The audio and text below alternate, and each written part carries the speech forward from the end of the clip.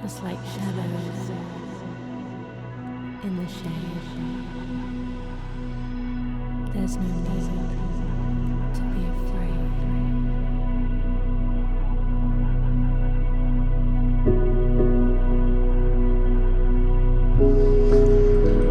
Are you nervous, Andrew?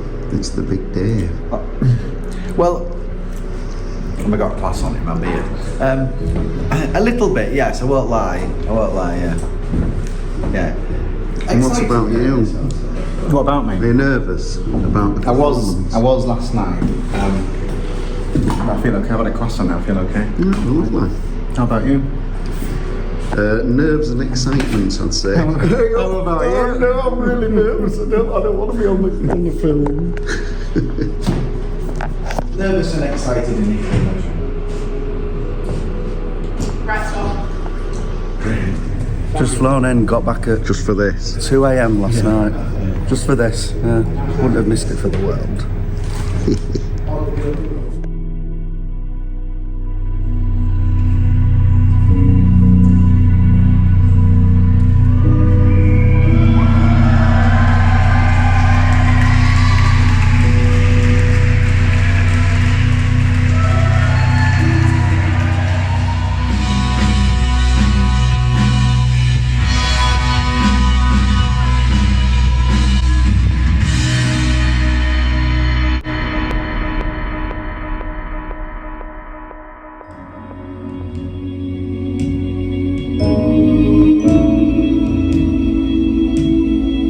So New Lane is our little den in Huntington. It's actually where I grew up. It's my childhood home where I lived for the first 20 odd years of my life, so to be able to use that as a studio space or as a rehearsal space has been really amazing. So it's been everything. It's been a writing space, a recording space. So we've got a really simple setup there, just a Mac and a really old iMac, 2007 iMac.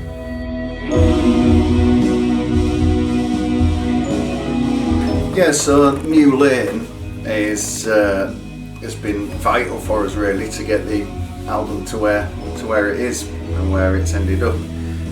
It's been like a second home for me really. Just being able to go down there. My electric drums were set up down there so I could work out beats and stuff for the new songs. Having the facility at New Lane has just been invaluable really.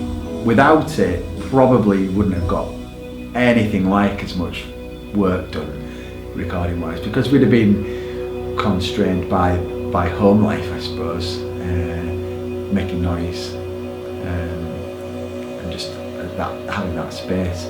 So it's really served us very well. Been a lifeline.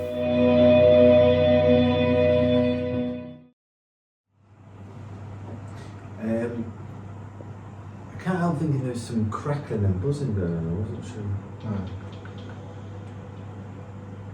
Do you want to review that? Just because I'd actually quite like to redo it again. But if I could go to just before the final chorus. Yeah. With the bridge. Yeah, play it. Solo in yours or everything. Well, just Everything. I'll tell you where I heard it.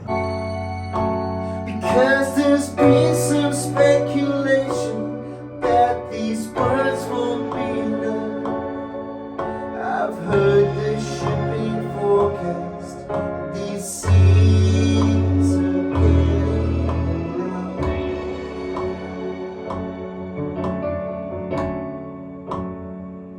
These words are... Yeah, this is one of the songs that I wanted to really push ourselves. And I think it's the slowest song I've ever written, 64 beats per minute.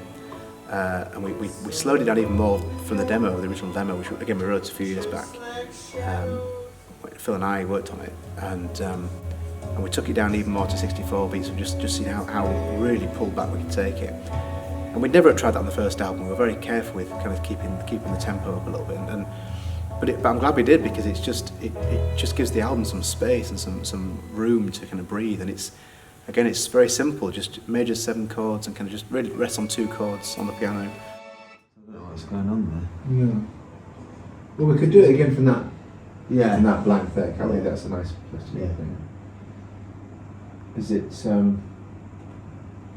doing? He bends up to the note and then Yeah. almost like it's almost like a speaking Yeah. Yeah. thing, isn't it?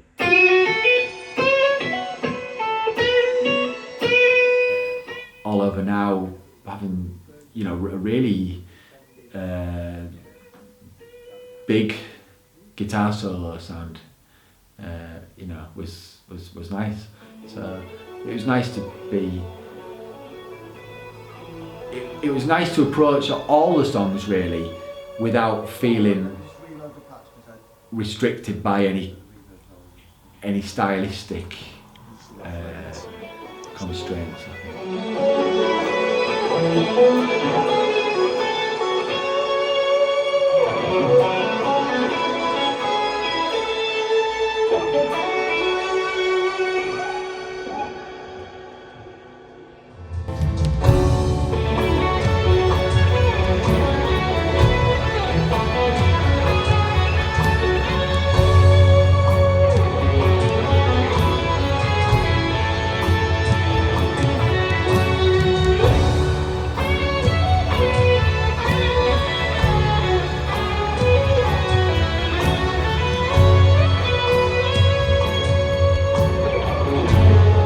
But it's all over. It sounds like a negative song, but it's not really. It's kind of, it could be a hard time that's now all over. It's kind of a relief song, really. And again, it's got that hopefully that melody in the chorus that keeps people's attention.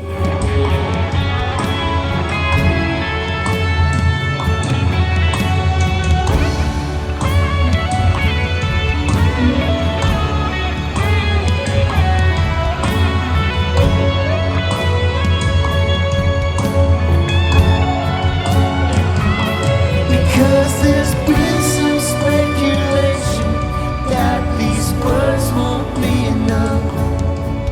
It's built on strong foundations, but this house is alive.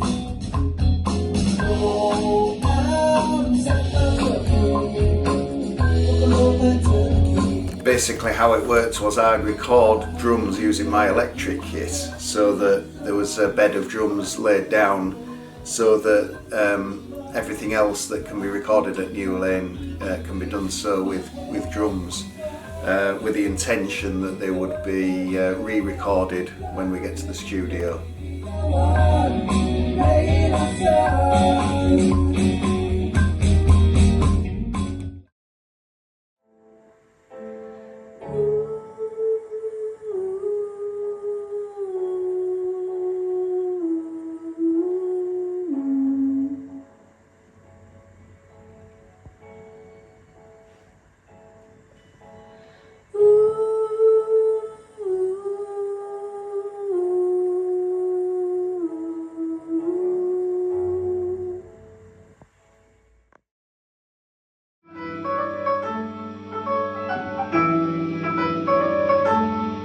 So although I did tend to stick with the model of my favourite amp for a large part of the sound, I was obviously able to crank some really high gain amps for for the end of Tears in Our Eyes, for example. I used it was a model of I forget now, an orange stack sound.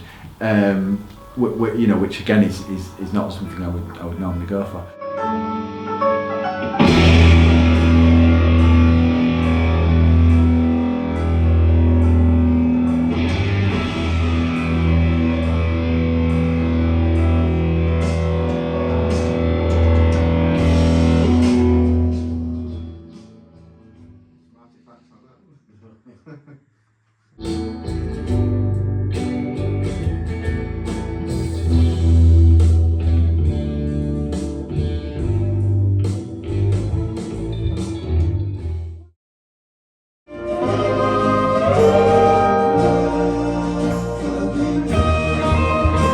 Guitars themselves, I also used my Gretsch, which I'd bought in between the first and the second album, which again offered a kind of gruntier sound.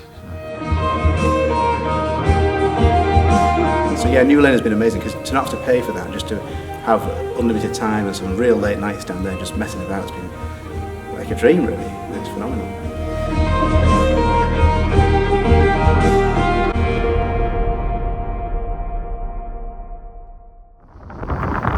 So, it's the 9th of June and we've come up to the moors to record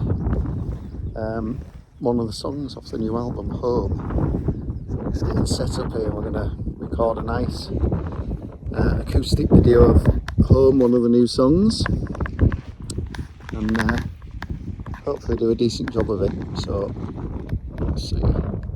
We had we wanted to film this promo for Home, which again is the perfect setting, just the right place to record it, really. And it's a spiritual home, kind of away from everywhere.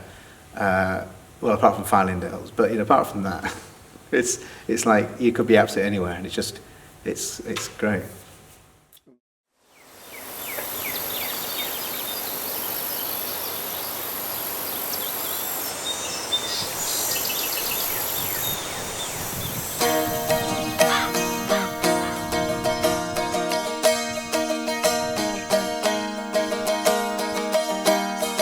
We were planning to make a music video for Home, one of Phil's songs, which is on the album, and we went up there and we spent a while, didn't we, trying to find a good spot, and eventually we found this spot in just the middle of nowhere in the North Yorkshire Moors, and we filmed the music video, and it turned out so well. And I think if we'd filmed anywhere else or made a different music video, I don't think it would be as good a video, really. It just suited the song perfectly in the moors. Away from home.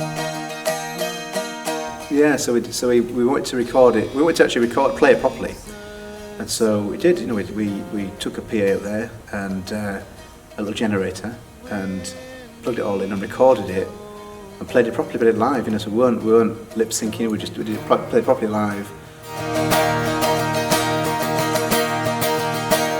It was bloody freezing. We got up there, really hot sunny day in York, and we got up onto the moors, and it was 6 degrees, I believe. When it's It gone. was freezing cold, really cold. It was I think it was June when we did it, and it was surprisingly cold. And I remember us, we were putting coats on in between takes, and before recording, my fingers were cold as anything, trying to play the guitars and stuff. But yeah, it was just again, the light as the sun was coming down, that kind of sunset as well. We knew what we wanted, and it kind of just when the clouds cleared, it was just a perfect kind of pinky sunset, and it was a really nice place to film it, and a nice place to visit. If you're ever in that part of the world, it's an incredible part, a very inspiring part of the world. And then we got into the tent and we could hear all the animals outside, because I think we'd scared them off because we were outside the tent for a bit, and then we all went to bed and we could hear all the animals all coming out outside the tent, and I think there definitely was some animals outside the tent.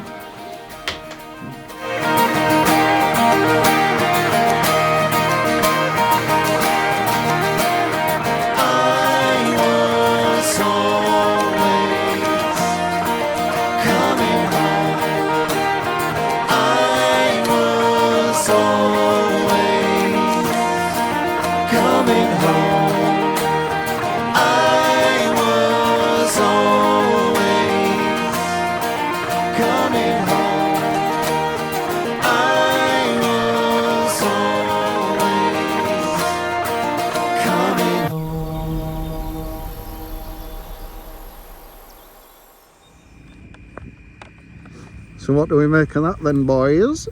Very nice. Very good, wasn't it, I Very think? beautiful.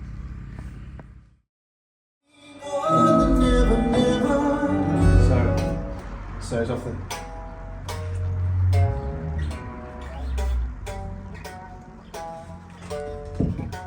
Yeah, so you're right, so off an E, then E flat. And I remember Adam saying, just before I came back, if there's anything you'd like to add to the songs, when you listen to them, feel free. And so I thought, oh, well, that's great. And so I got back, and then I came down here one afternoon with my acoustic and I had a listen, and I was very impressed.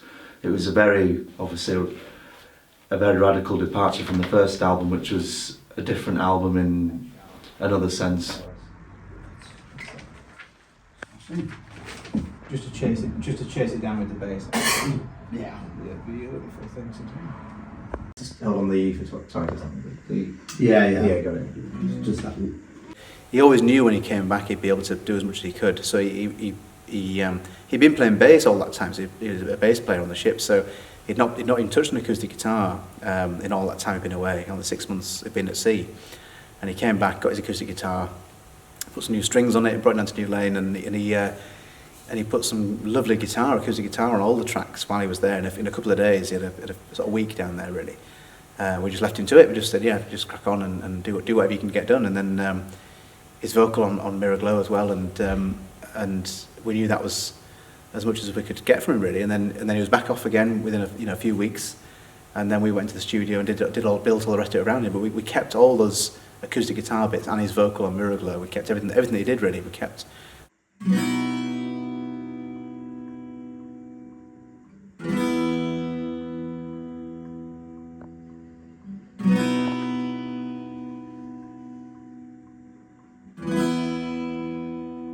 James is very musically intelligent in terms of how he picks up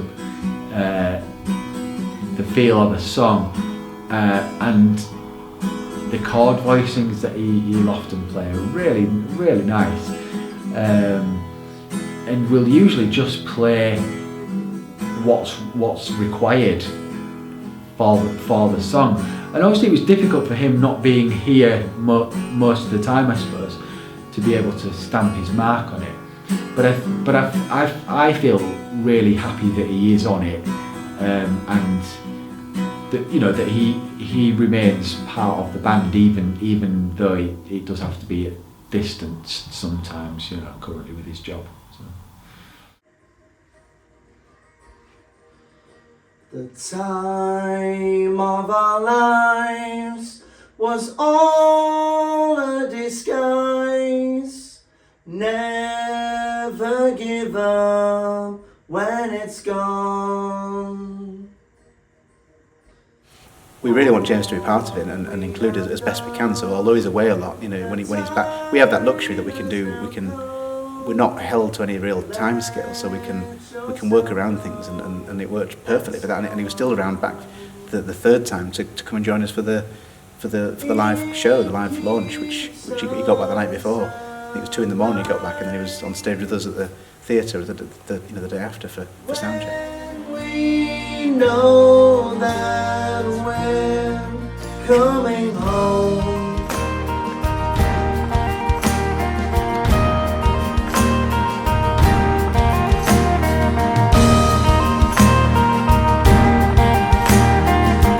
Phil will tell you more about it, but I just musically, I think it has a simplicity to it and a lovely sound, and it allows the voices to sing together, and that kind of end section where it has that lovely crowd vocal from friends and family that, again, down in New Lane, we just get everyone in the room together and sang it, and it's just great. It has a real lovely round the campfire kind of feel to it. I was always coming home. I was always coming home. I was always coming home. I was always coming home.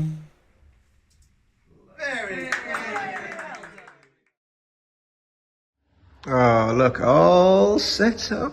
Lovely. Get a few mics on that tomorrow. I've got a bag of mics. And look what's over here. A lovely looking glockenspiel. Just needs a beat of mind.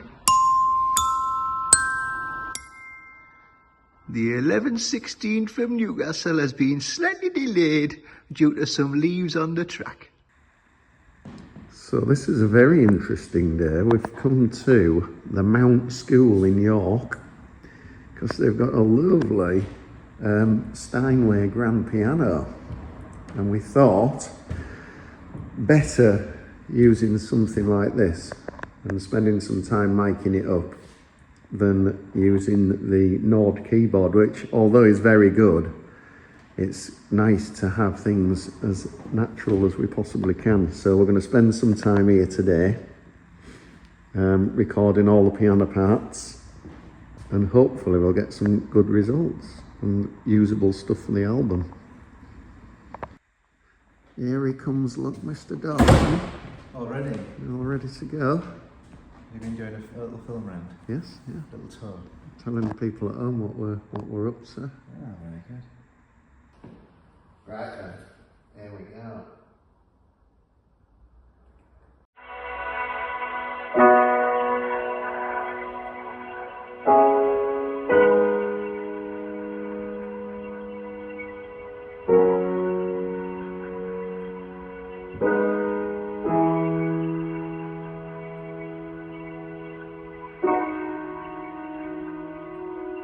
So, yeah, I wrote Motes of Light on piano at a time when I was listening to quite a lot of Nils Frahm and John Hopkins in particular. And I was interested how they use intervals in parallel, so kind of writing a melody, but the interval follows the melody. And it was great to have something that was so different and so ambient and textural and sort of synth driven and just set the tone for the album. It was great to have that first song going in, knowing that that was going to be, from the very beginning, a very different listen to the first album. That was really important to us.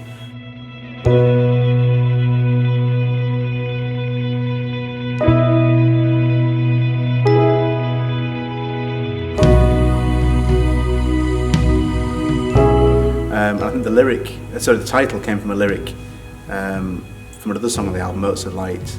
Came from the song Tears in Our Eyes, which also has the lyric about motes of light, which was the idea of motes are like tiny particles of dust. We just thought the idea of motes of light, and it became a theme. You know, the idea of light and vision and things you could see was sort of a strand that ran through the whole album, not intentionally, but it just developed that way. So as we wrote the songs and developed them, titles of songs, it suddenly became apparent that light and dark and vision were sort of important themes, which I suppose is kind of what it meant to us, really. We were finding our own way, you know, through forging One Iota's own identity. We were kind of finding our own way through the darkness in a way, really. So it worked really well for that.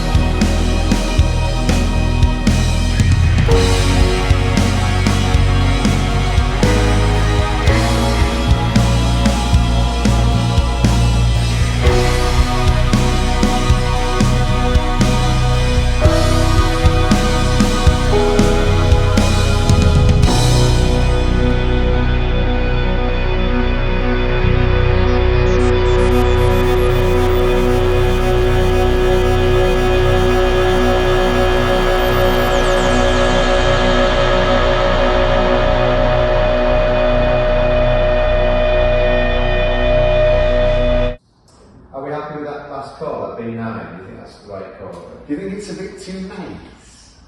I'll hear it with everything in just a second. Throughout the process, suddenly these ideas come to me, which I have to kind of quickly say out loud before I forget them.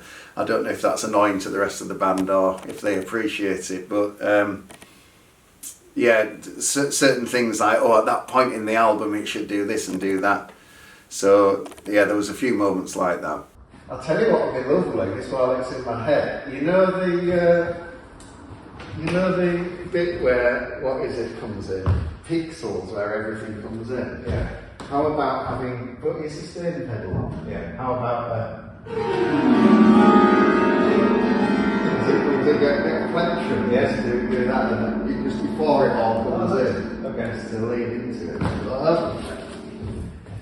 We're going to try something quite interesting now, and and pretentious, possibly, by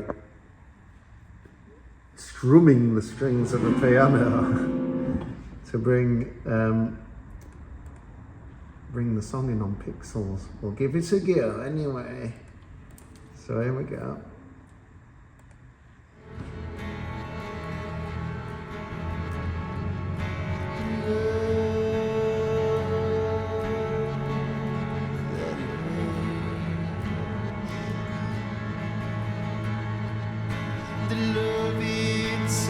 One, two, three, four, one.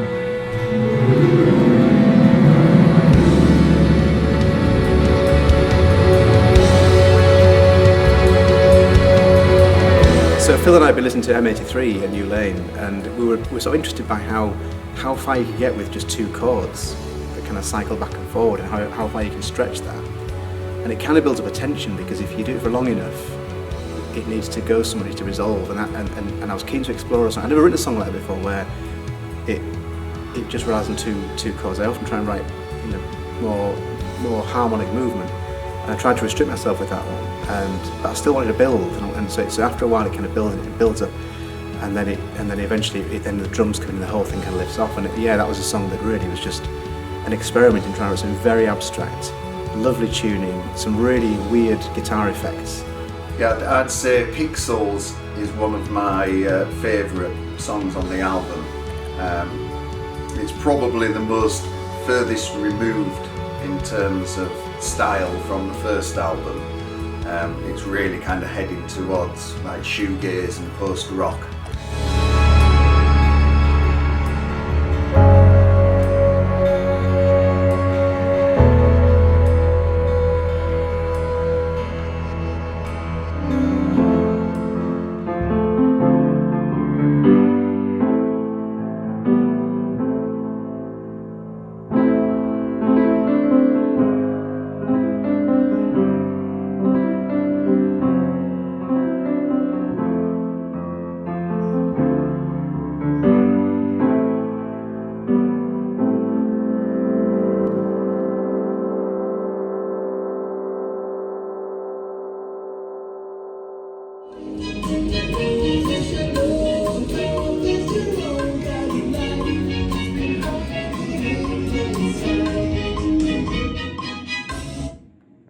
So a guy I know who plays locally, Andrew Prudames, and he's a fantastic sax player, alto sax and tenor sax.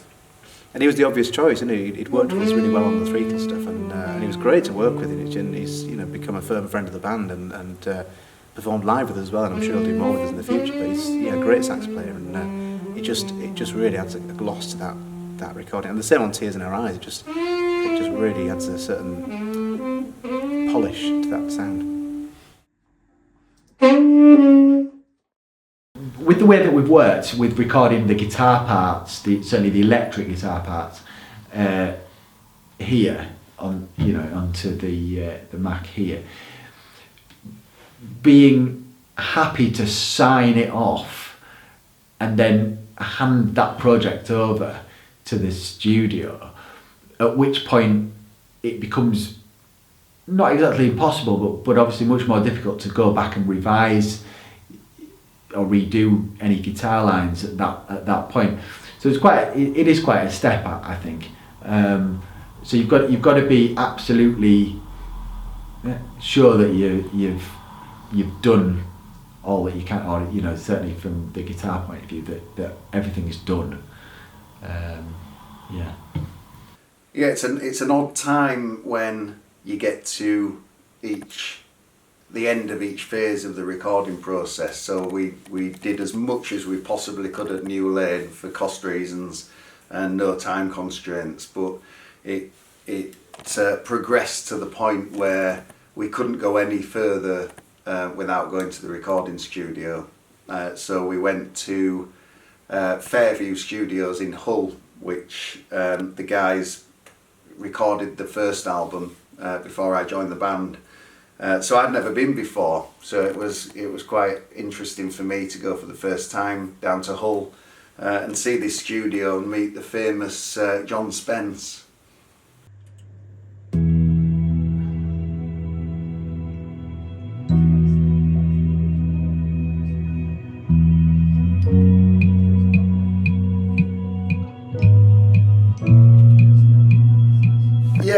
very exciting for me to take my drum kit and take it to a professional recording studio and have it set up.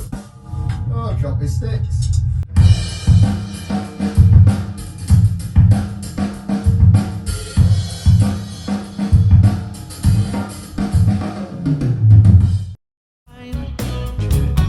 So long, the voice in my head telling me I'm in the red.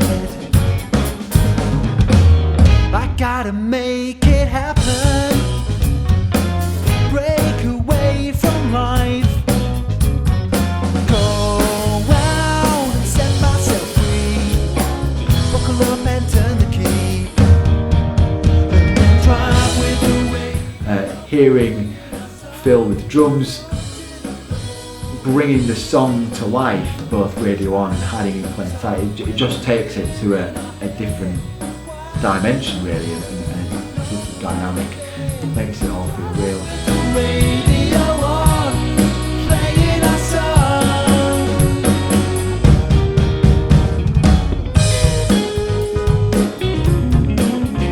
Probably, well, certainly for Phil, but for Andy and I, to sit in the control and watching Phil record was a lovely day for us. Not only because we could sit back and not do anything and just watch somebody else do it, but also because just to hear that coming through those speakers and the power of those drums, you know, because it is a massive sound, you know, captured through those microphones.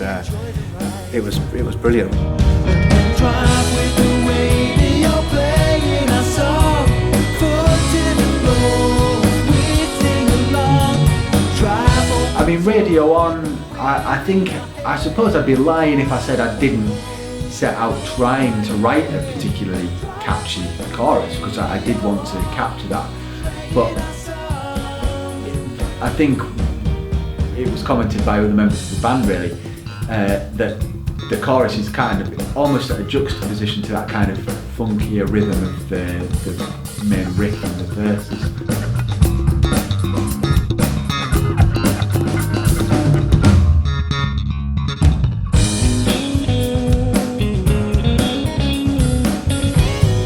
Lyrically, it's supposed to be a bit of escapism, kind of, not exactly mental health, but maybe just self-esteem, having a low opinion and just trying to get away, using the metaphor of driving for a chance just to escape really. But you could interpret it what you want.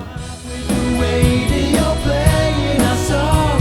Foot in the floor, we sing along. Drive over top with the wind in our hair. Wide on the road, nobody there. Drive. Down at Abbey Road, I used a classic Ludwig vintage kit. So with 2 toms, and my kit has 5 toms, so it was nice to get it all set up, all mic'd up properly, and just be able to spend a full day recording drums.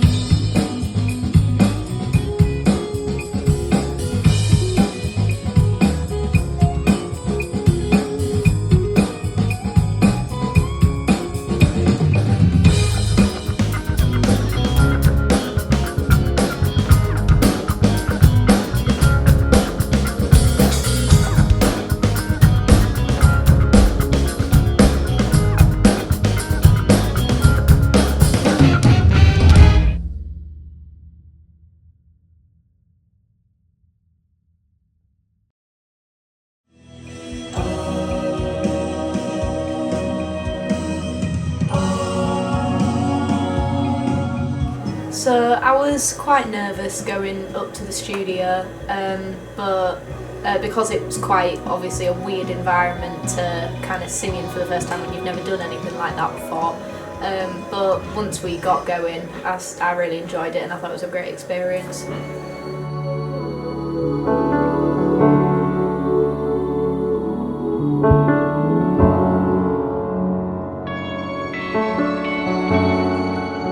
Well, when I first heard the song, I just loved it immediately, and I had to listen to all the other ones, and it was definitely my favourite on the album.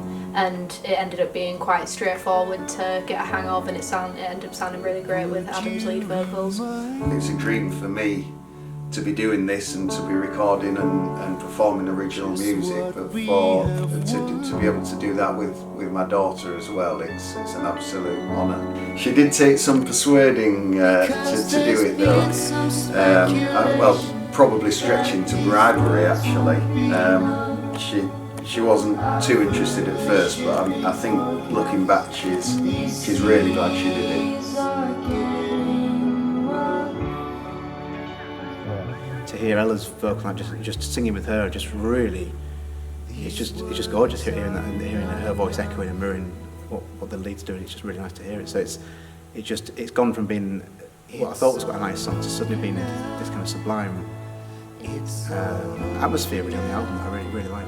But it brings a modern twist to it because she's got that great kind of Billie Eilish sort of delivery, and it was, I don't know if she'll thank me for saying that, but yeah, that's what it reminded me of, and it was just again hearing those songs brought in a different way, and just having a different set of frequencies working on them. It really opened up a new way of listening to those songs, and particularly on All Over Now, I never dreamt it would sound like that really, but in that bridge section when her voice, her and I harmonise it, it's just amazing really.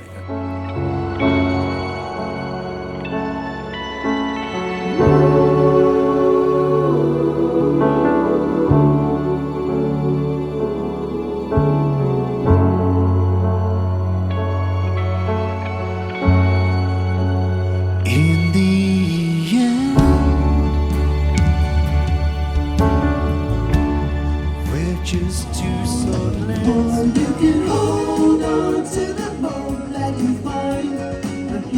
Hiding in Plain Sight took a bit longer to write. I was trying to write a Doctor Who episode of an alien invasion.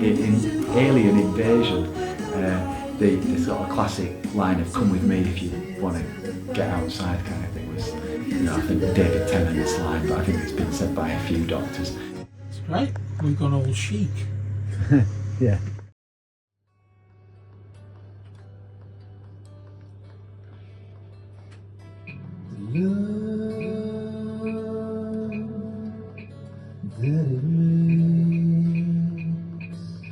I recorded the guitar part, the electric part that just sits in the background on there, with These Eyes.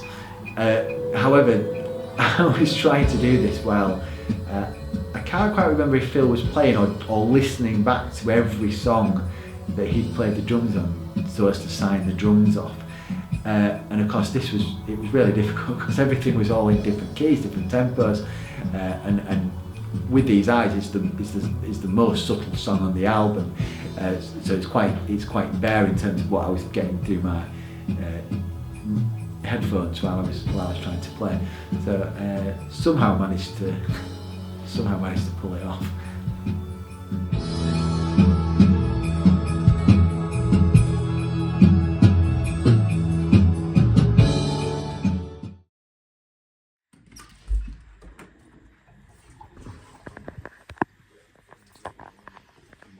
You got all the pictures you want? Yeah, thank you. These boys up, sir. Well, just spitting out some steps. Oh, lovely. There's John Spence in there, look. You've done very well there. You have done Thank you very much. By midday Sunday, that's what I told them to say that.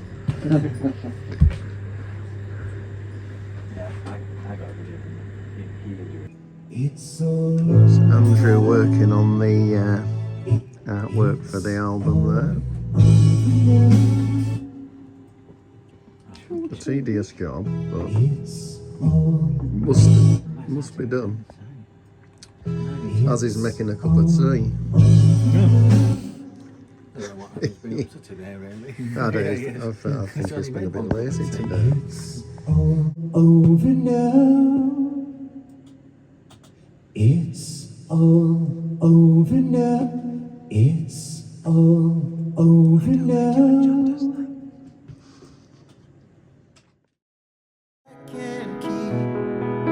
I know it's late, but I'm in too deep.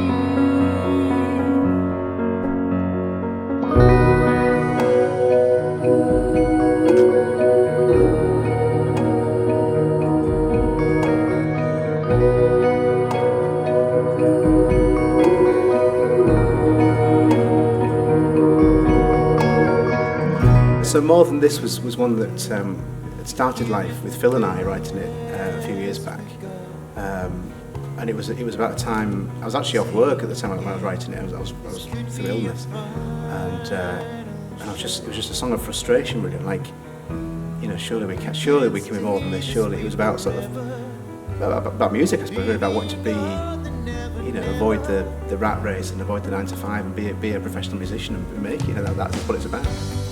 We could be more than this. We could be lighting up the night. We could be more than this. Out of the dark and into the light. We could be more than this. We could be. Yeah. Okay. What, just slurring them or the pitch? Okay, no, fair enough. Right. But yeah, it's different. I mean, there's elements of Pink Floyd in there. I think there's kind of Fleetwood Mac a bit towards the end with the guitar solos and the key changes. It's kind of Fleetwood Mac sort of style. But yeah, it's certainly a different style of writing than the Beatles kind of model that we were going for before. We could be more than this. We could be lighting up the night. We could be more.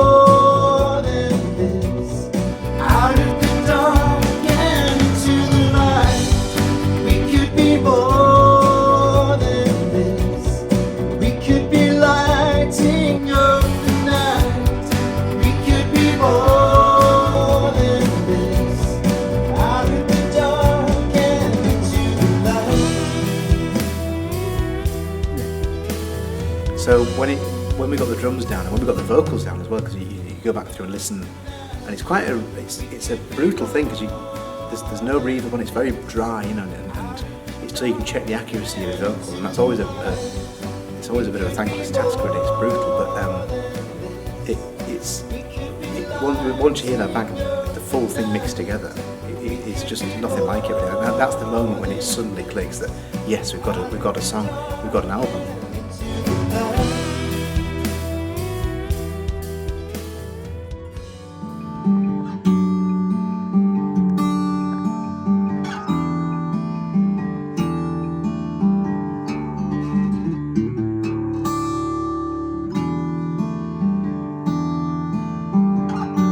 With These Eyes is a song for Enid, my daughter, and I wrote it.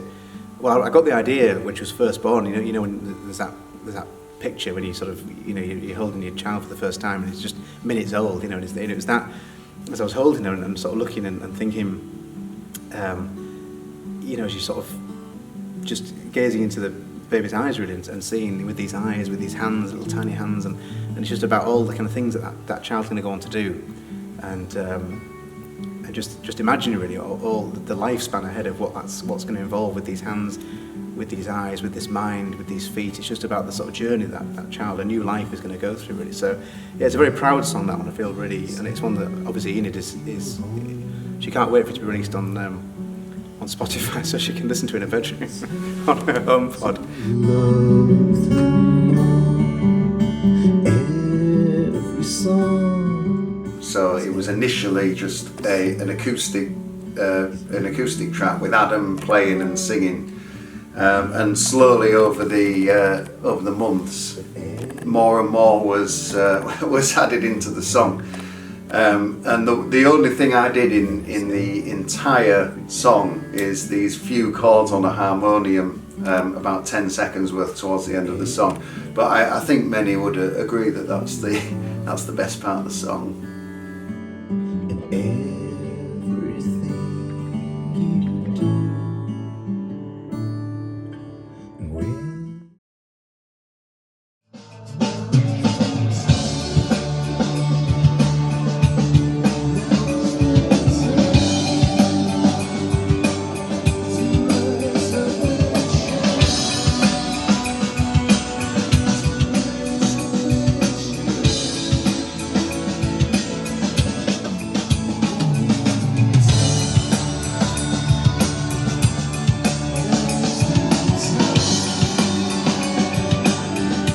a bit like more than this. It's like let's do this, let's make it happen, let's be more than we are currently, and let's grab hold of this and do it. And I think it very much captures out where we feel right now. You know, where we're trying to do something with this and trying to make something, trying to find what we can do with the band and what we can do with these songs. And it's an exciting time because there's all sorts of things directions we can go with it.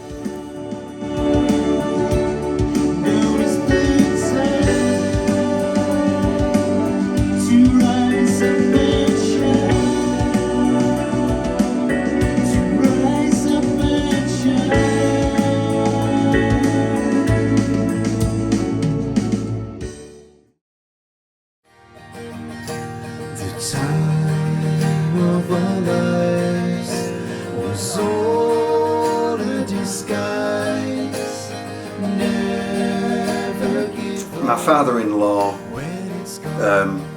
bought weird and interesting instruments for my wife most Christmases, and one of those was called a Merlin guitar, and my intention was to pick up one of these bizarre instruments and try and write a song on it so that I was away from piano and guitar, and try and write a song within the limitations of another instrument. And the chord progression for Home just kind of fell out of this instrument, and it was pretty easy just to build a song around it.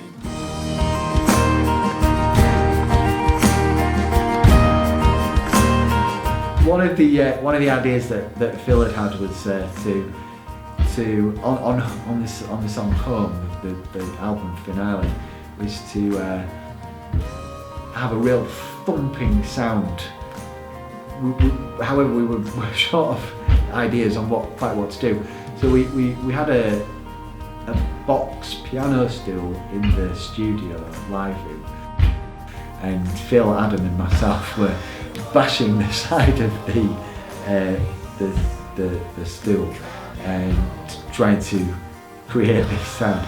However, John Spence did just point out it will always just sound like a box and not 1,000 foot stomps, and he was very creative in being able to come up with the right sound that we've got, which does sound massive.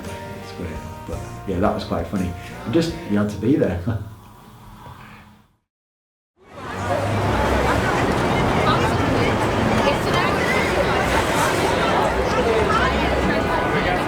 So Mirror Glow is a song about people who stare at the phones, especially when they're in social situations and they're not taking in the surroundings.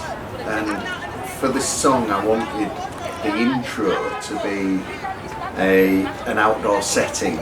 So I went into the city centre of York and I had a microphone and recorded some street noise, and it wasn't quite what I was after.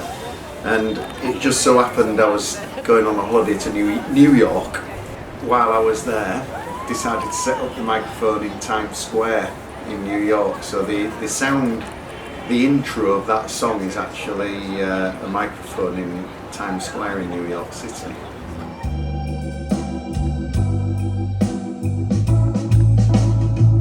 What's the difference when it's always the same? Your eyes are open and you're hoping, just imagine what you might have seen. For a long time, as we were making the album, my favourite song, my favourite part of the song, my favourite part of the album, is in the coda section where James comes back in. And it was great that when James was back off his second cruise ship contract, and he came back and he just slotted in that vocal, which we kept. That was recorded down New Lane. And we kept that on, took it to Fairview Studios and got mixed in, because that's all we had from James. You see what's next to you. See what's next to you. See what's next to you.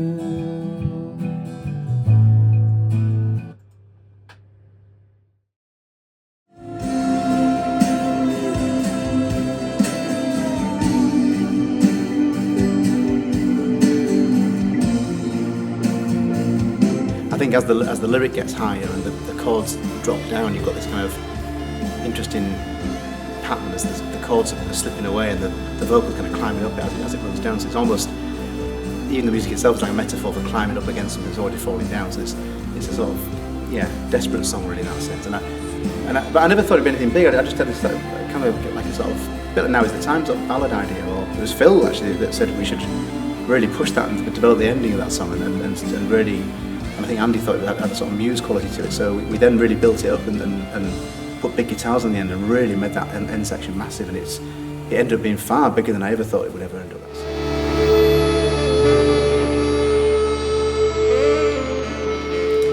It's an odd thing when you get to the end of the process of recording, which we did mainly at New Lane, but at the studio as well. And it gets to the end, and you've got to think, well, we've taken it as far as we can take it, so we leave it with John Spence. It is a strange feeling walking away without anything necessarily to show for it there and then. It's strange, and then you're just completely putting your trust and your belief in a third party. Really, fortunately, John pretty much nailed everything we were saying, which in terms of what we'd wanted, somehow managing to decipher the language that we used. Yeah, once the album was put to bed, we needed to rapidly shift our focus towards the live show.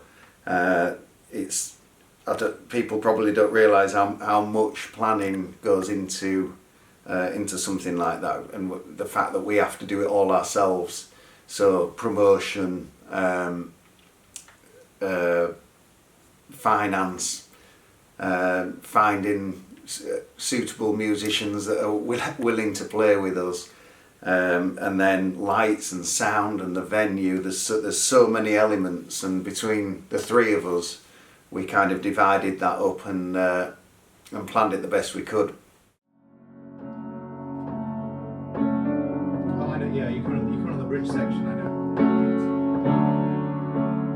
know. So this time we used the Mount School string players, which is great because I teach them, and it's great to give them the chance to perform at a concert, playing to 300 people. It was nice to give them the chance to do it. I think they really enjoyed it.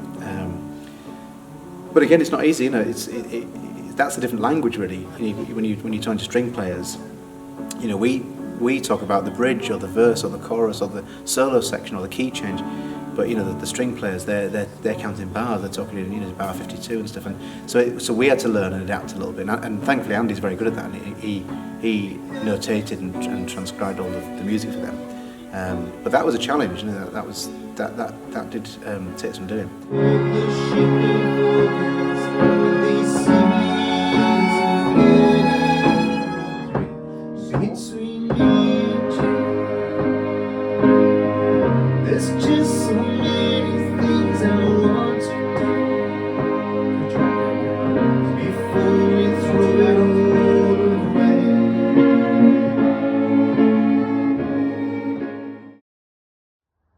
Well, it's D-Day. It's a very exciting time. Let's look what's over here. Look. Oh, brand new Shadows in the Shade. Look at that. That's the thing we've been working on.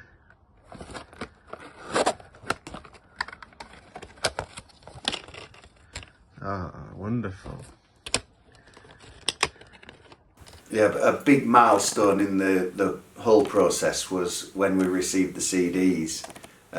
All that hard work, and then you end up with the physical product, and it's the achievement of getting it done in the time scale that we'd promised for the people who pre-ordered the album. Let's have a look inside. Oh, lovely! Look at that.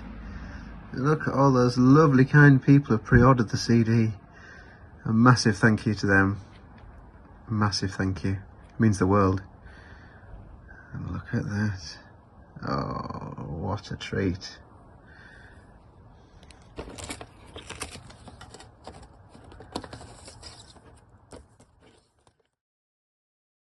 Phil and I, we had the day off work, and we decided we're ready for our Christmas holidays, and we just decided to be a jolly Christmas postman and ride around for all the local addresses with the people who ordered the album. We'd go on our bikes and it started off really well. We started off in Copmanthorpe, where I live, and I've got a push bike with a basket on the front and a bell, and that I ride to work on. And Phil's got this amazing e-bike, electric bike, and so it started off well enough. And then by once I got to Copmanthorpe, I suddenly found I was struggling to keep up with Phil and his e-bike. He was racing ahead.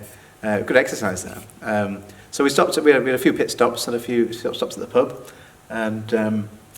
But yeah, we got around everybody, although it wasn't easy because my chain came about 3 times, trying to keep it with Phil, I think, really. And then Phil's chain broke. It snapped at the furthest point away from where we started off over in Huntington. His chain snapped altogether, and so that was a bit of a disaster. So we had to drown our sorrows in the pub after that. But no, we got around everybody. We met, so it was great. We knocked on the door where people were in, and we had a chat to people and had some mince pies and just talked about the music and stuff. And it was great to meet people and have that connection. So it was a lovely day, and yeah, I'd do it again. It was good then.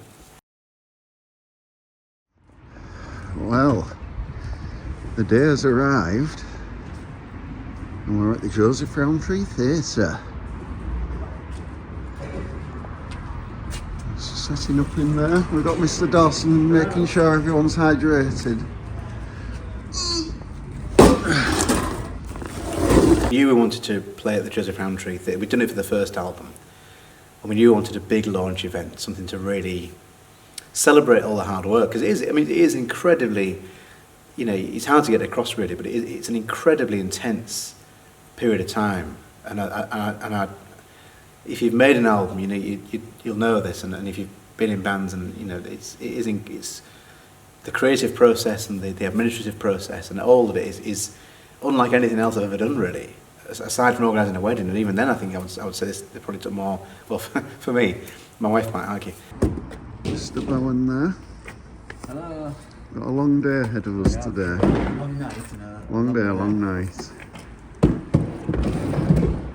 And one of the first things I like to do when I go into places like that is just kind of a wander around, really. And one of the first things I did was when it was the balcony, just sat up in the balcony and just looked down at the stage while they were putting the PA and putting the lights in, and just kind of see what it's like from that point of view, looking at the stage and just kind of get a feel for it. And I just had about 15 minutes just up there, just sort of sitting there and just enjoying being in the space. I left the ship about 1:30 in the afternoon and got a flight back around 4:30, 5 o'clock, and then got back to Manchester. Then had to take a 2.5 hour train from Manchester to York, and then got picked up about 1:30 in the morning from York, and then came to the theatre the following day for the Joe Rowe gig at 12 o'clock in the day, and played that evening after only having like a few hours sleep. And I watched a bit at the back, and it was a really big sound for all of you on stage. It was brilliant. I was actually a little bit nervous getting on stage, thinking, because it was already, sounding so big, but it was, I really enjoyed it. It was a great night.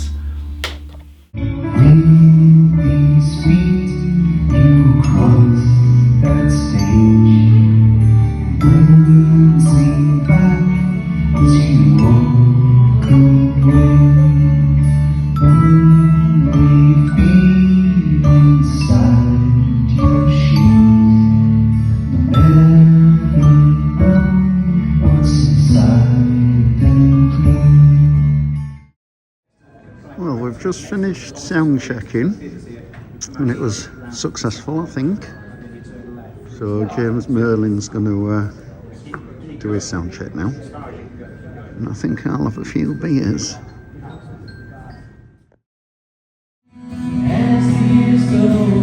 I remember going to the side of the stage to watch James Merlin with his performance, and I wasn't as nervous this time as we'd done it before, but there was a moment where I did look at my drums on the stage, and it kind of hit me that I'll be on there in half an hour's time, so I did get a rush of nerves at that point.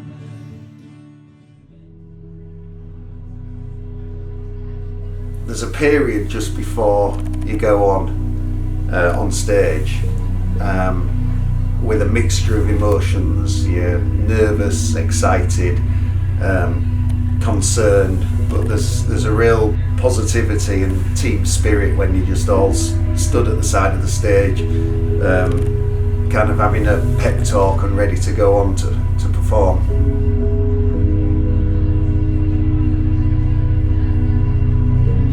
I think because the majority of the people there were fans / friends, it made it more friendly anyway. So it was like having the home. It was like a football team walking out to the home supporters, I suppose.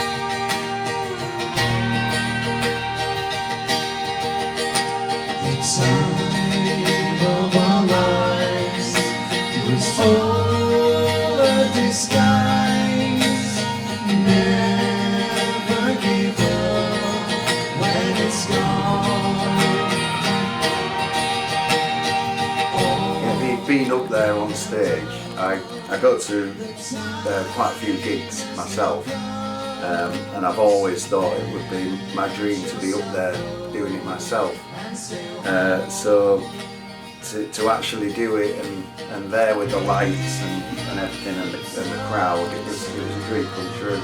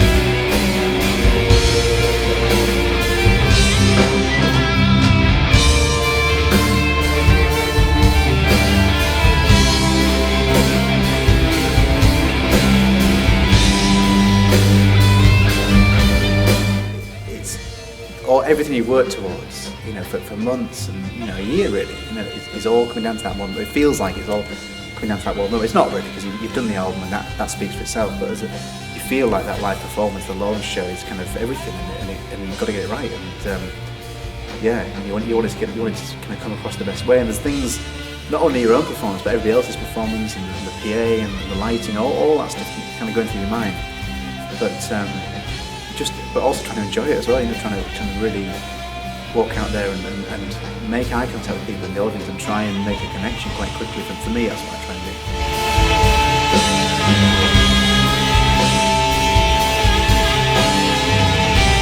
Yeah, I can remember a few of my mistakes where I didn't quite nail a guitar solo as well as hoped or even did in the sound check, things like that. But generally, just I just can remember the feeling of being up there.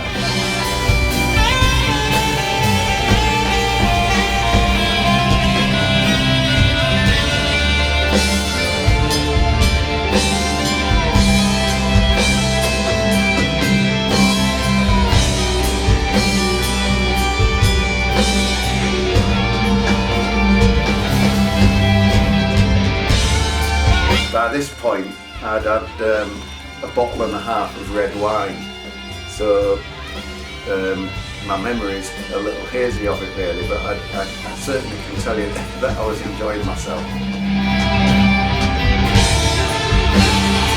Singing in front of all of those people was just an amazing experience, and just singing for 2 hours on backing vocals on all of the songs was just an experience I'll never forget. I was very fond of him until Steve Cave said the other day, she should sing lead for you, Russ.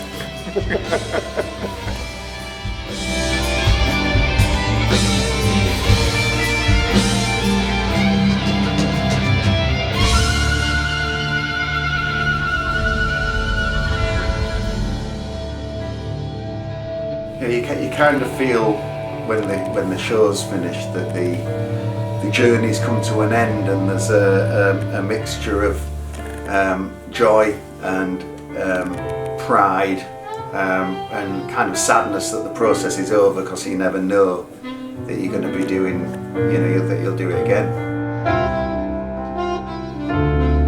The writing, the recording, and then the gig at Joseph Rowntree Theatre, you could think of that as being the climax of the whole project.